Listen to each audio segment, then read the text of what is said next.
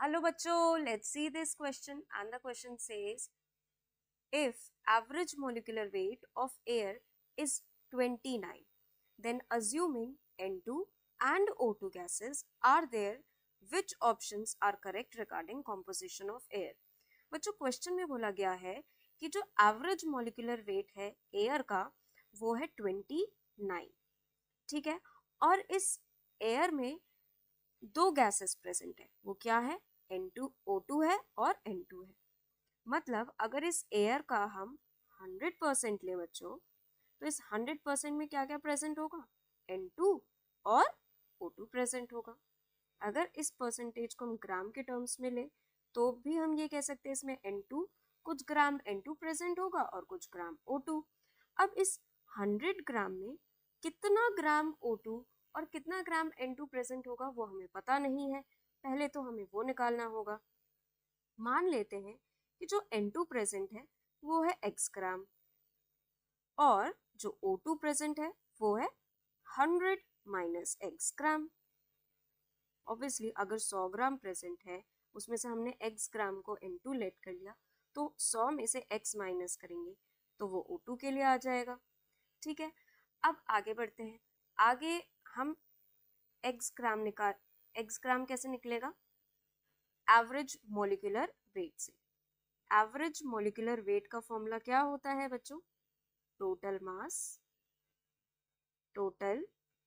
Mass divided by total moles.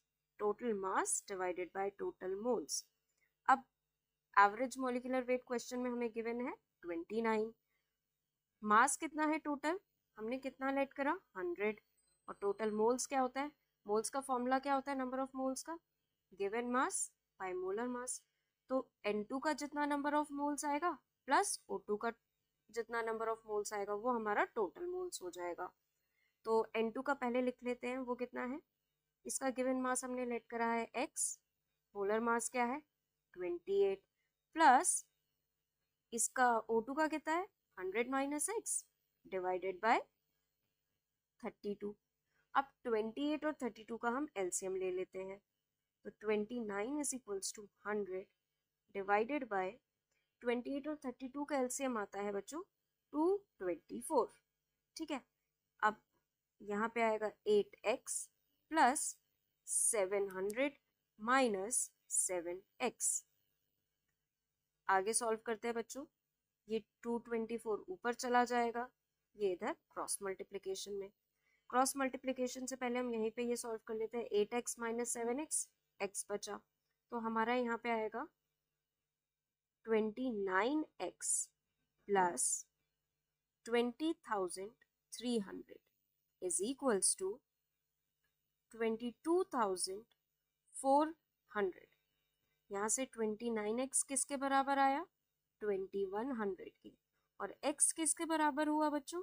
72.41% के। तो यानी कि जो N2 है वो कितना परसेंट बाय मास प्रेजेंट है? 72.41%। और 72.41 ग्राम भी कह सकते हैं, ठीक है। तो इन तीनों ऑप्शन में से थर्ड ऑप्शन तुम्हारा करेक्ट है, फर्स्ट इनकरेक्ट है। अब ये देख लेते हैं थर्ड कौन कौन से ऑप्शंस में करेक्ट प्रेजेंट है। ए में तो नहीं है थर्ड के बारे में, ना बी में है, सी में है, डी में भी नहीं है। तो हमें यहीं से अपना आंसर पता चल गया कि हमारा सी ऑप्शन जो है करेक्ट आंसर होगा। So I hope all of you understood very well. Thank you and best of luck.